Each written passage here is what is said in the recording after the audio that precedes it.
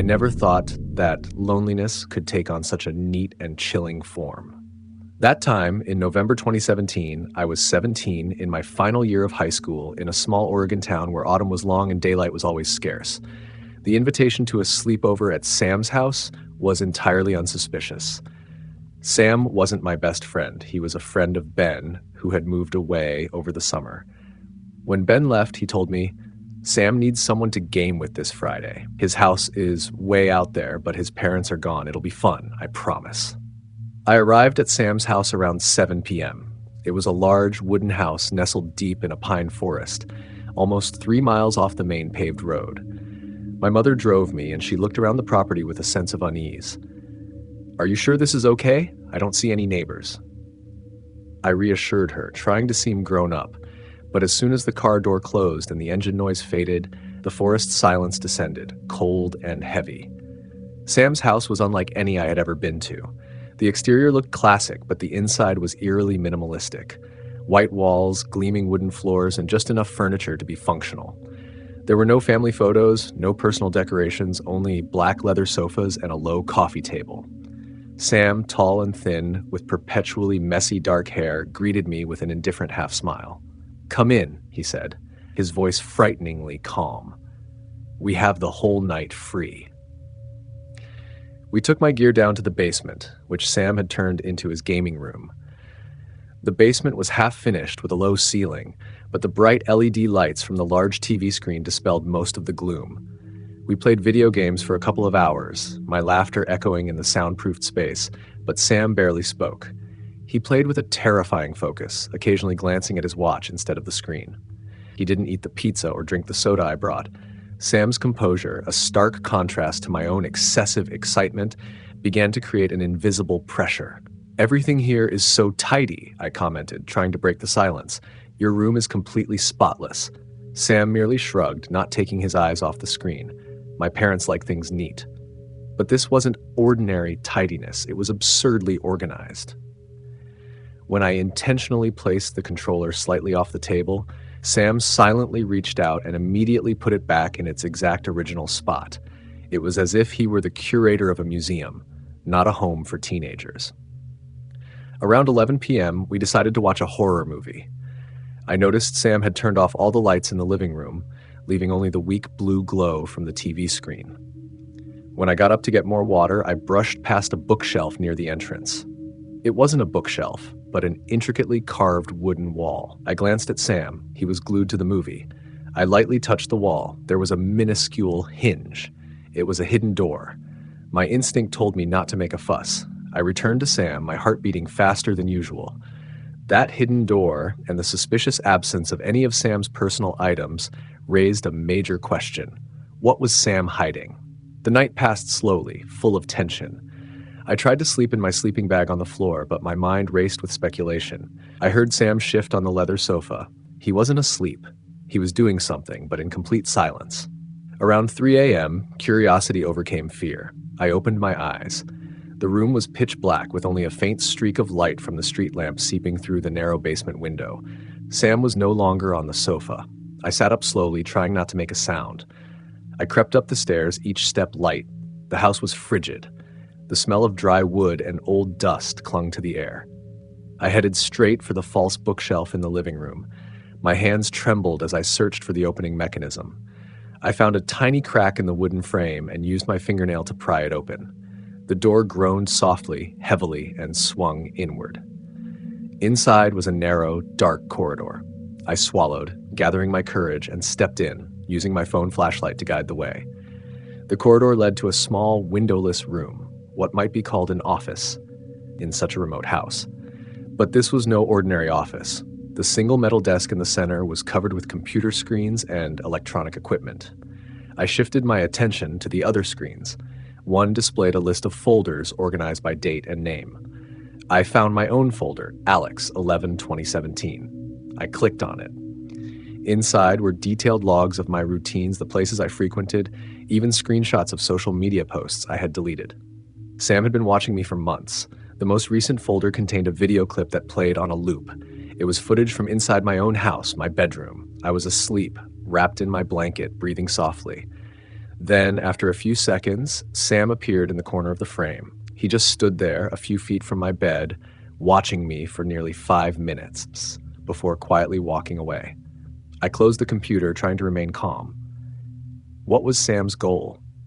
I couldn't comprehend this obsession. It wasn't about theft. It was about control, the collection of data about my life and the lives of others. I turned around, ready to bolt, but the sound behind me froze me in place. The hidden hallway door had opened, and Sam was standing there. He wasn't aggressive, not angry, just standing silently. He was wearing a t-shirt and sweatpants, completely normal, but his eyes were vacant, emotionless. "You shouldn't be here," Sam said. His voice still cold and monotonous like a machine. It wasn't a warning, but a statement of fact. I backed away, clutching my phone. "What are you doing, Sam? What is all this?" Sam didn't answer the question. He just took one step forward, blocking the exit. He had no weapon, but his size and his composure in this situation terrified me more than any knife or gun. "You need to go to sleep," Sam said. "We have a long day tomorrow." "No," I shook my head. "I'm calling my mom to come get me." Sam tilted his head, a small, calculating gesture. "Cell service doesn't work in this forest, only the landline, and I've disconnected it." I knew I couldn't fight him. I needed to distract him. "Why are you doing this?" I asked, trying to keep my voice steady. "Why are you watching me?" Sam didn't reply. He just looked at me, studying my reaction. That was the worst part.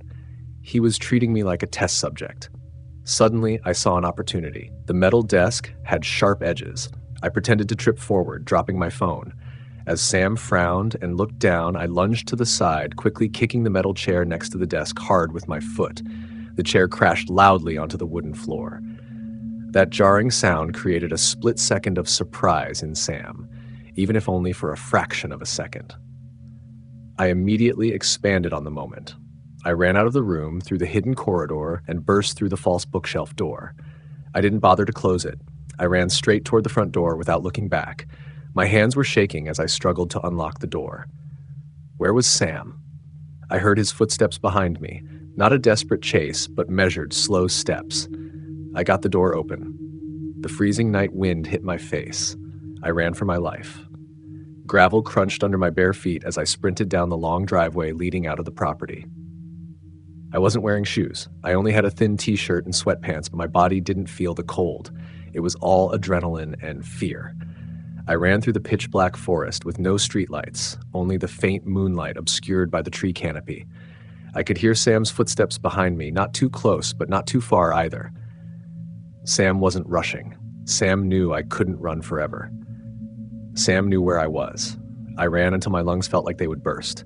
Finally, I saw the faint glow of streetlights from the main road. It was the goal. It was life.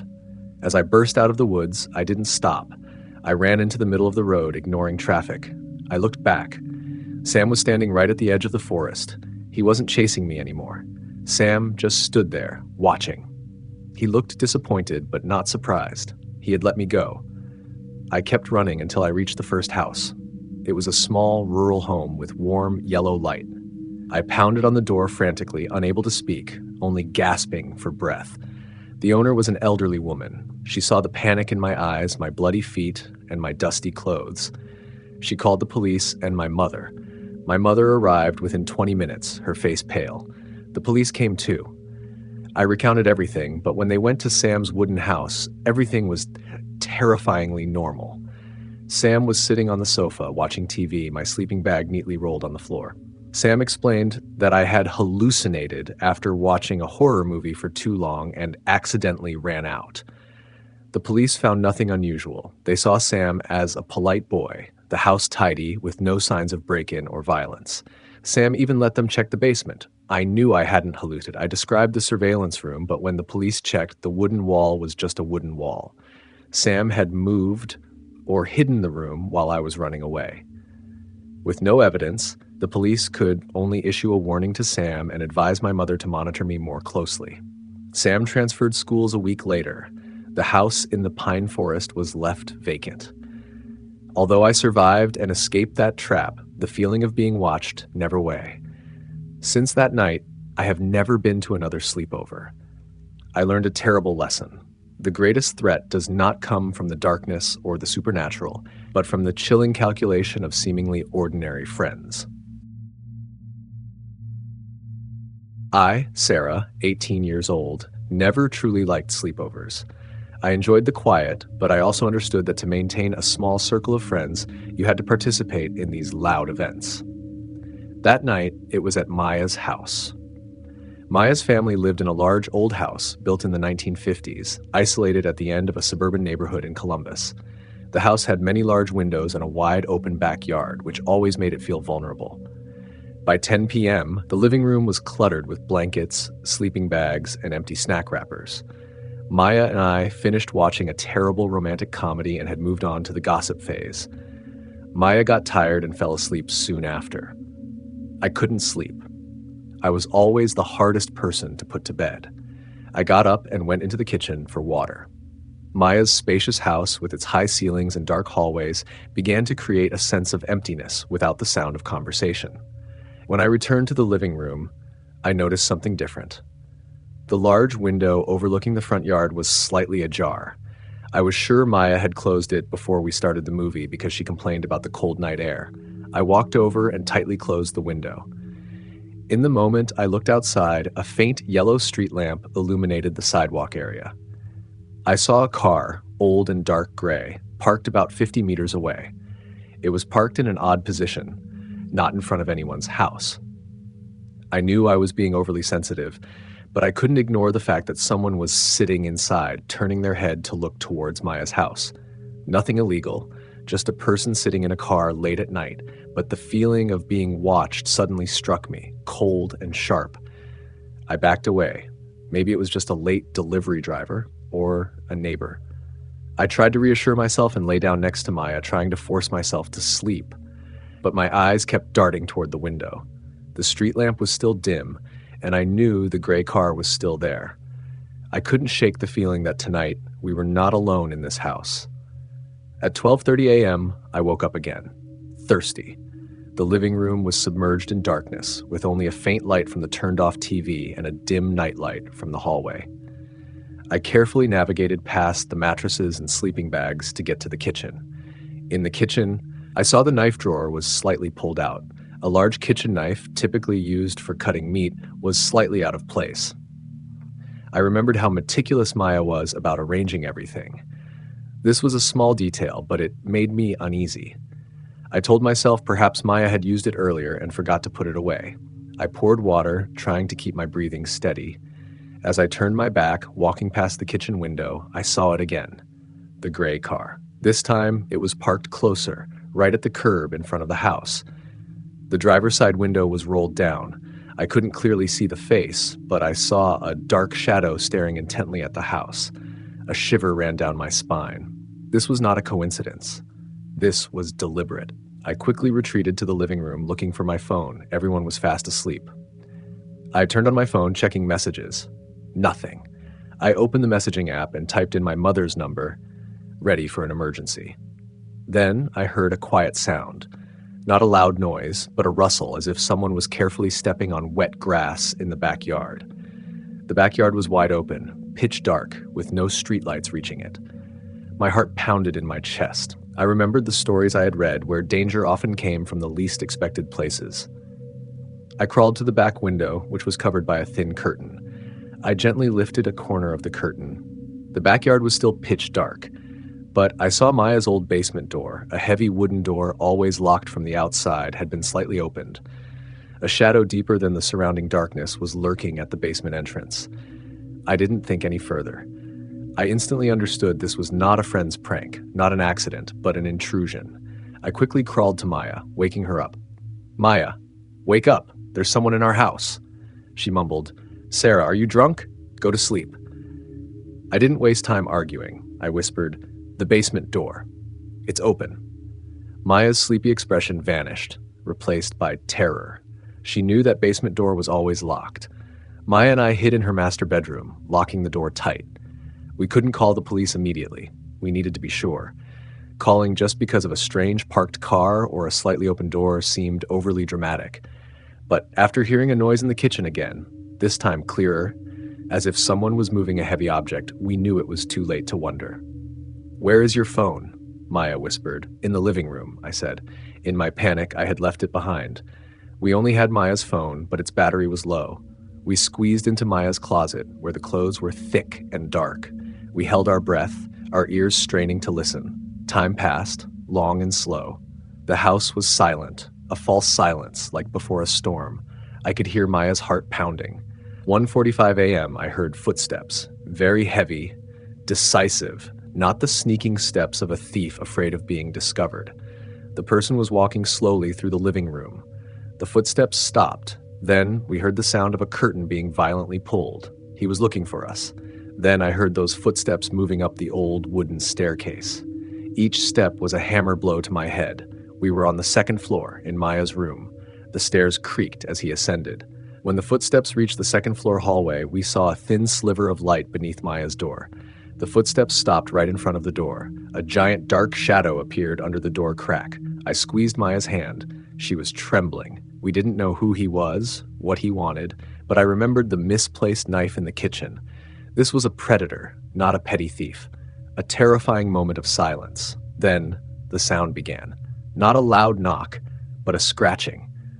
Long, hard fingernails raking across the wooden surface of the door, slowly, adhesively. I dared not breathe. I realized he was trying to look through the keyhole. He couldn't see us. The closet was far from the door. And then he started calling out names. "Maya, I know you're in there." It was a raspy, deep voice, not a voice I'd ever heard at school or in the neighborhood. It sounded expectant, like an obsessive. "Open the door, little girls." I realized that if we didn't act, he would break down the door. He might be holding the knife. We had to escape. We were on the second floor. There was no other exit but the window. I whispered into Maya's ear, "When I count to 3, you open the closet, run out, and lock the door." Maya shook her head frantically. "No, he'll see us. No, he'll be distracted by the noise. We need time. You have to climb out the window, onto the roof." I knew I had to go first. I shoved the closet door open, bolted out, and as quickly as possible, I dragged the heavy bedside table to block the door. Maya immediately climbed onto the windowsill, opening the window. The intruder immediately noticed the noise. The scratching stopped, replaced by fists and a shoulder slamming hard into the wooden door. Open up now," his voice bellowed. Maya had gotten onto the roof. I followed. The window was too small to lock. We crouched down, crawling on the wet, slippery roof. 2 a.m., we needed another way out. From the roof, we could jump down to the bushes below, but if we slipped, we could break a leg or get hurt. Suddenly, Maya's window flew open. The intruder looked down. His face was obscured by darkness, but I could feel his angry gaze sweeping over us. He noticed the movement. He reached out and grasped the edge of the roof, starting to climb out. He was large and clumsy, but he was getting closer. "No one is leaving," he roared. Maya screamed, and I knew it was time to jump. I joined Maya in leaping down into the soft bushes, the sound of rustling leaves. I grabbed a nearby branch, swung, and let go. The painful landing stunned me. The intruder had fully crawled out onto the roof. He was only a few meters away from me. "Don't run." We plunged into the darkness, running through the large backyard. I heard heavy footsteps behind us. I saw the light from the neighbor's house. I ran towards it, yelling for help, though I knew no one could hear us this late at night. We ran barefoot across the wet lawn. We no longer heard the footsteps behind us. We pounded on a neighbor's door, pounding frantically, non-stop. Finally, an elderly man opened the door, a look of annoyance on his face. He saw 2 girls, trembling, clothes disheveled, eyes wide with horror. "What is it?" he snapped. "Please, call the police. There's someone in our house." Maya cried. He looked over our shoulders, saw Maya's house was dark, then looked back at us. Finally, perhaps the genuine fear on our faces convinced him. 5 minutes later, the wail of police sirens echoed in the quiet neighborhood. The police quickly surrounded the house. We sat on the cold steps, giving them information. They found the kitchen knife on the staircase near Maya's room. Where did they find him?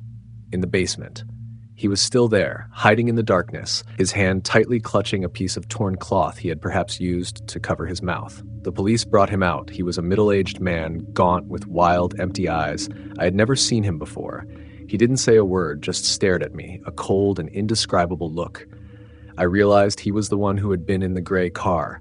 He wasn't a maniac, not a ghost. He was an obsessed man, a patient predator. The scary part came from the fact that he was human and capable of the worst things. I survived, but the feeling of that night never left me. Years later, I still frequently check the door and window locks, always making sure I've turned off the lights before looking outside. I know that some fears are not imagined. They are flesh and blood predators, waiting for a chance to step out of the shadows. And every time I park in a strange neighborhood, I always glance around. I look for the gray car. I'm scared not because I think he will come back, but because I know there is always someone else like him, just parked 50 meters away and watching. I don't know why he chose Maya's house or why he knew her name, but what I do know is that once you've seen that look from the darkness, you'll never feel safe again. I am Alex. The summer I turned 20, I was enjoying the rare feeling of escaping the chaos of my college dorm. I had agreed to a sleepover at my best friend Ben's house that weekend. Ben's house was in the suburbs of Indiana, in a quiet neighborhood where people typically kept to themselves.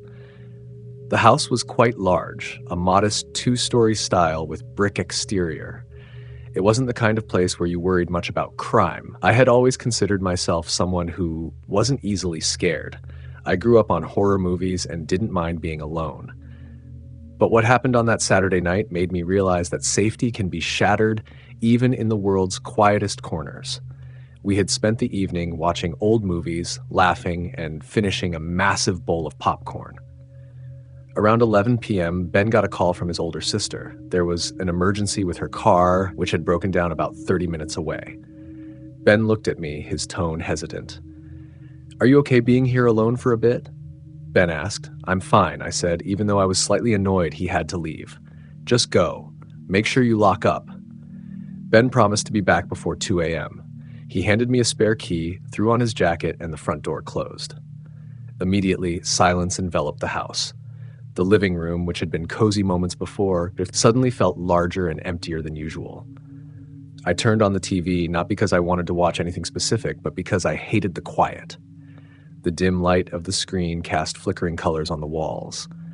I tried to relax, pulling a blanket over myself and telling myself I was being overly sensitive. Around midnight, I decided to head upstairs to retrieve my laptop from Ben's room. As I ascended the stairs, every creak of the old wood was magnified tenfold in the stillness. I could hear my heart beating too loudly, as if the walls were listening. While I was searching for the laptop, I heard the first sound. It came from downstairs, near the kitchen. A light sound, almost like a scrape, a rustle, and then silence. I froze, listening. I told myself it was probably the neighbor's cat or the heating system kicking on, the way I had tried to rationalize every sound earlier. But the noise repeated, clearer this time. My heart began to pound in my chest. I moved slowly and carefully out of the room and crept down the stairs. I didn't turn on any lights, afraid of being visible from outside. The faint street lamp light filtered through the living room window, casting long, distorted shadows across the floor. I headed straight for the kitchen, where the sliding door led to the backyard. Ben's house had a small fenced yard that backed onto an alley. I tried to keep my breathing even, taking a deep breath. Then I saw it. The sliding glass door, which Ben had meticulously ensured was locked before he left, was slightly ajar, just enough for a cool draft to slip in, causing the thin curtains to sway gently.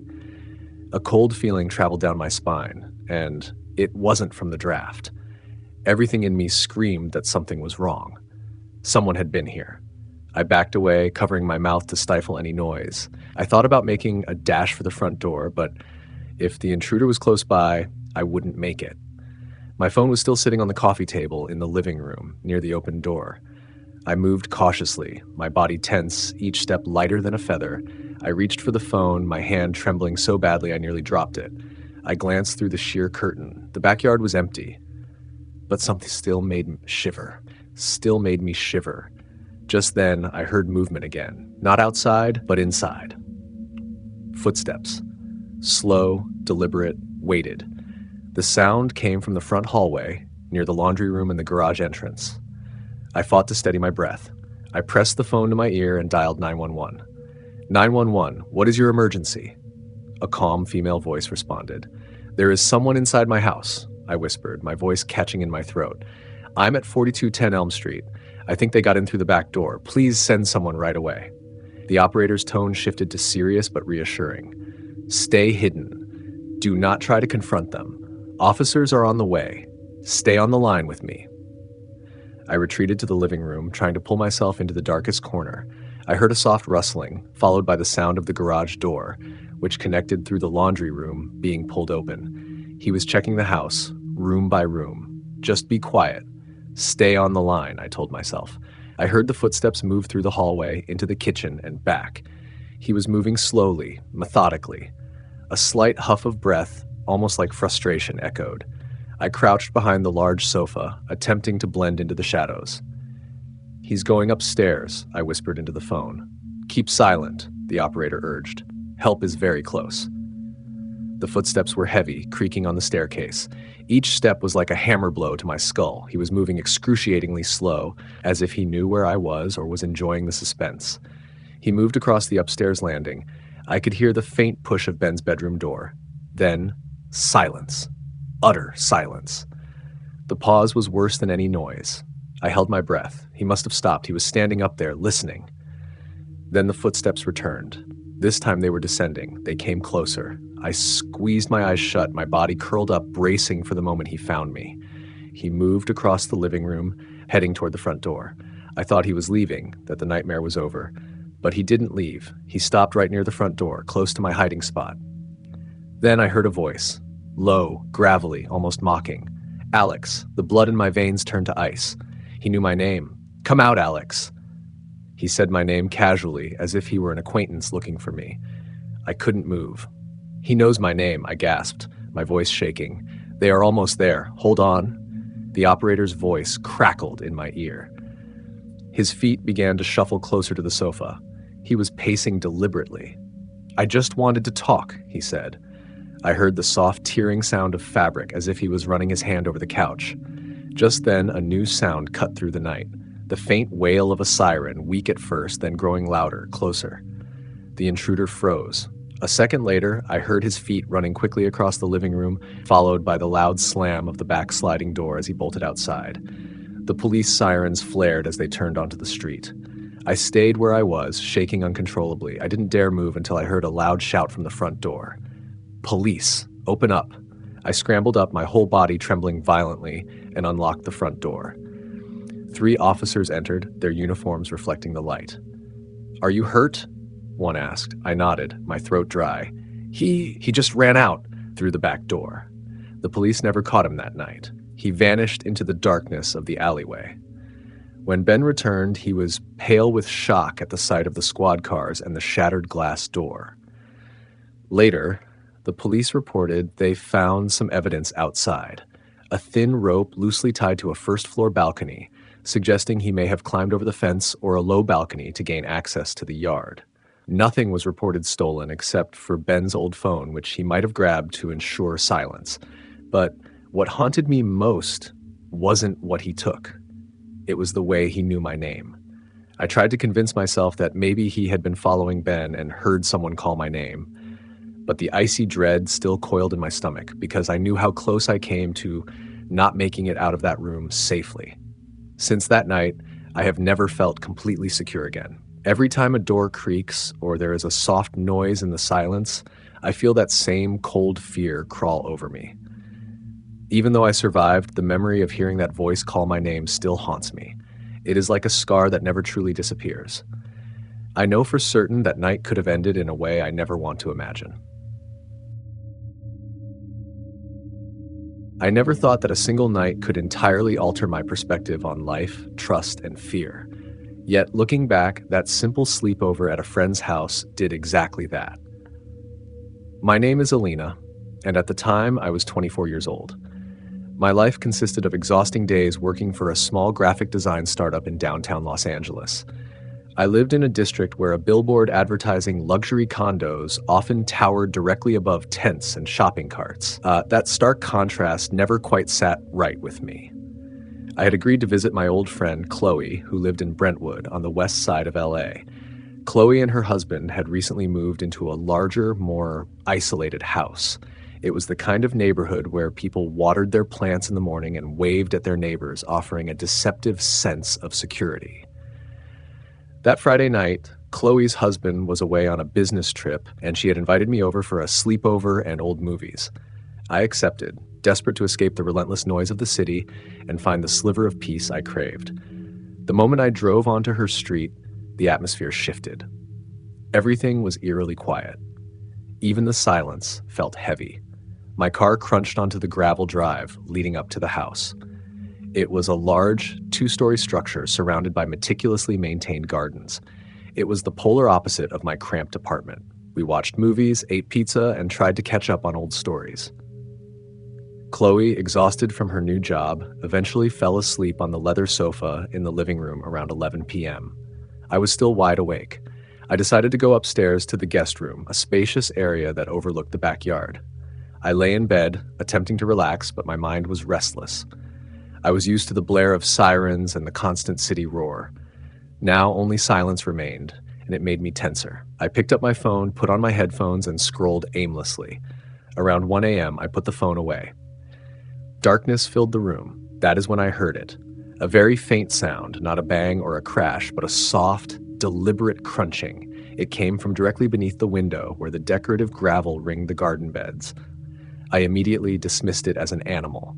Or perhaps I was just being paranoid. Living in LA forces you to become hardened, to assure yourself that anything you hear or see is harmless.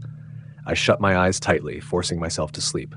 But then the sound repeated, this time seeming more measured and slow. A cold dread pooled in my stomach. I sat up, my heart starting its heavy drumming. I had the distinct sensation that someone was there, observing me. Grateful that I had checked all the windows earlier, I crept toward the pane, peering through the thin curtains. The backyard was pitch black, illuminated only by a faint spill of light from the neighbor's house. Everything was still. But just as I was about to turn away, something caught my eye. Near the far fence line, I saw a stark, rigid shadow. It wasn't moving, just standing there, watching. I couldn't discern if it was a person or an object, but it was too tall and too distinct in shape to be a bush. For a horrifying moment, I thought, is he looking right at me? I quickly backed away from the window. I didn't know if the figure had seen me, but instinct screamed that movement and distance were paramount. I stood paralyzed in the dark center of the room, trembling. I tried to rationalize it, just a confused addict or a homeless person passing through. But the profound silence and the way the figure stood, utterly motionless, carried the character of a predator. I needed to check on Chloe. She was downstairs, just steps away from the large entrance door. I opened the guest room door and stepped into the hallway. The tension gripping me did not abate. The wooden stairs creaked faintly beneath my weight. I moved slowly, attempting to minimize the sound of my descent.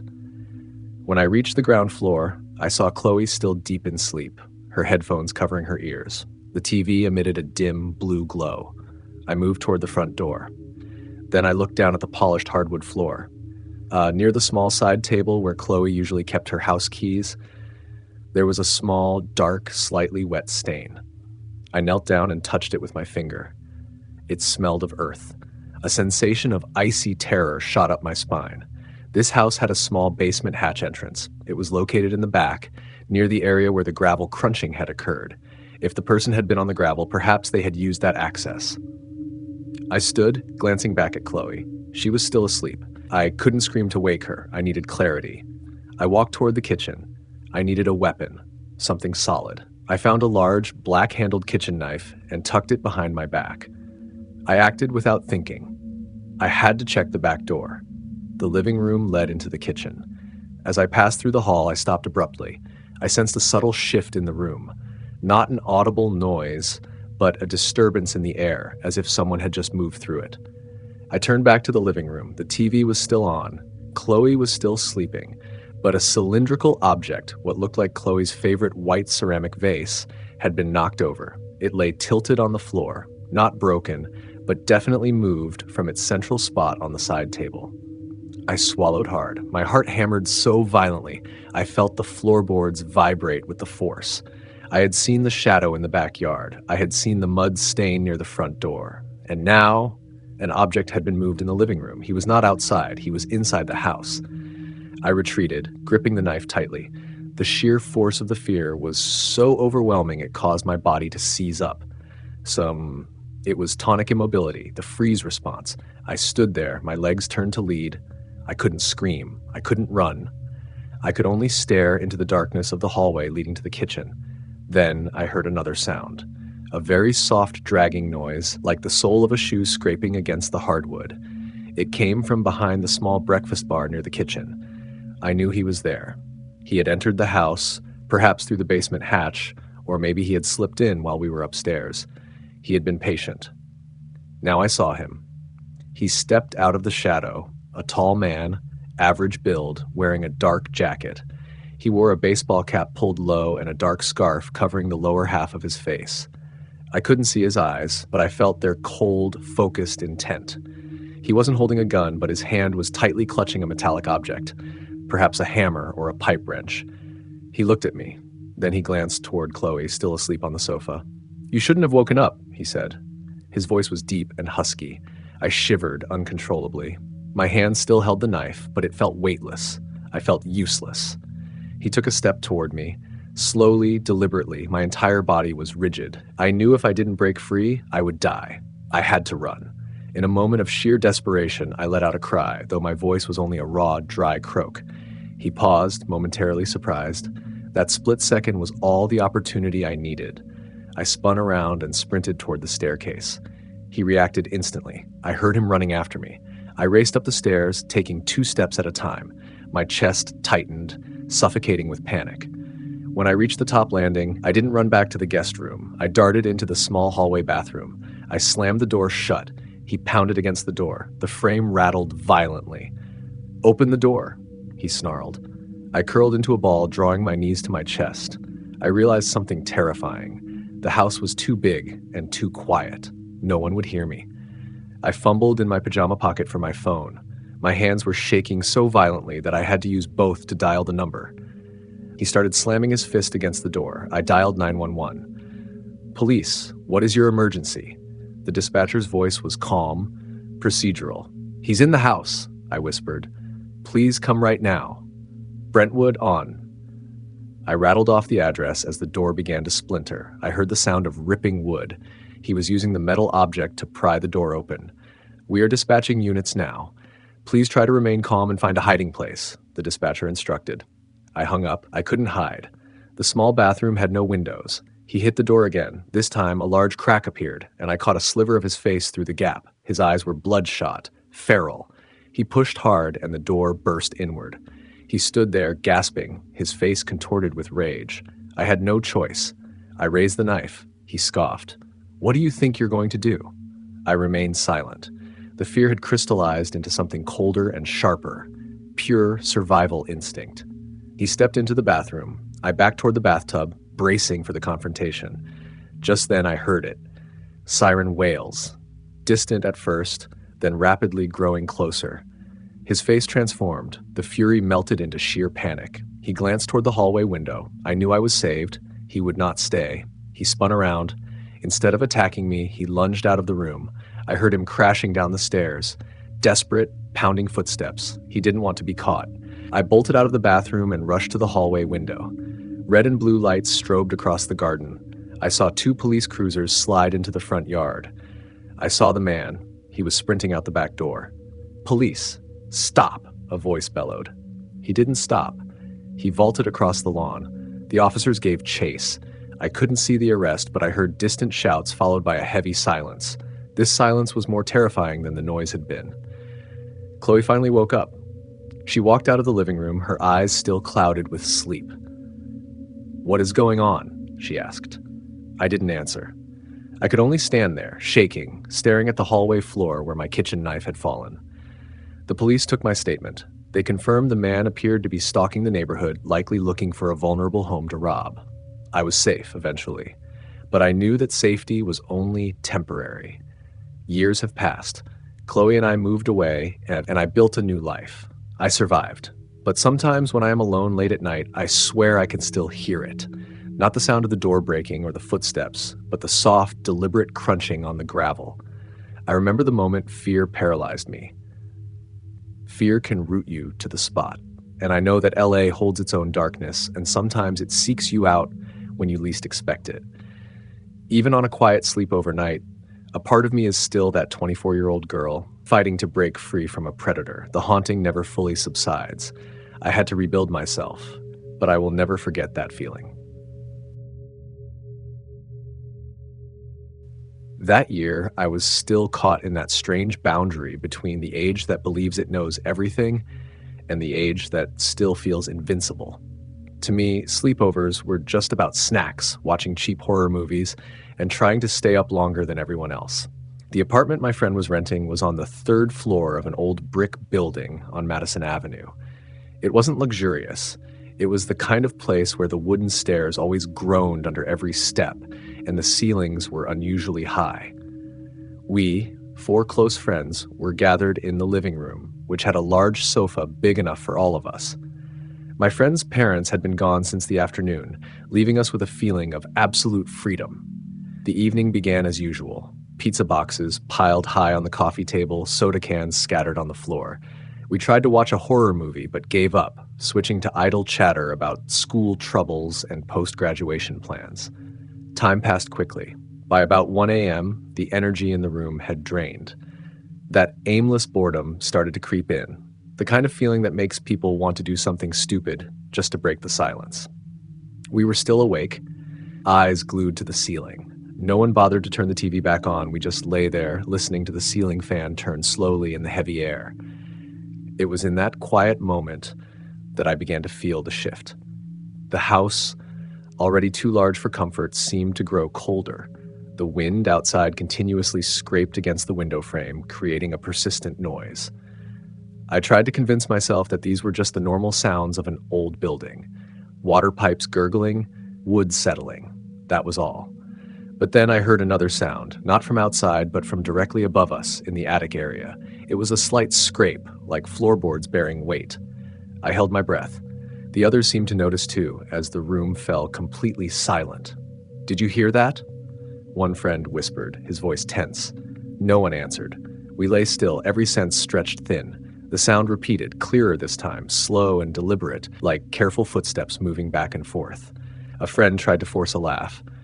"Just a big rat, probably. Old house." But no one believed it. My friend's house didn't have an accessible attic, just a locked storage room his parents had warned us not to go near. The heavy steps continued, moving from the front of the apartment toward the back, seemingly searching for something.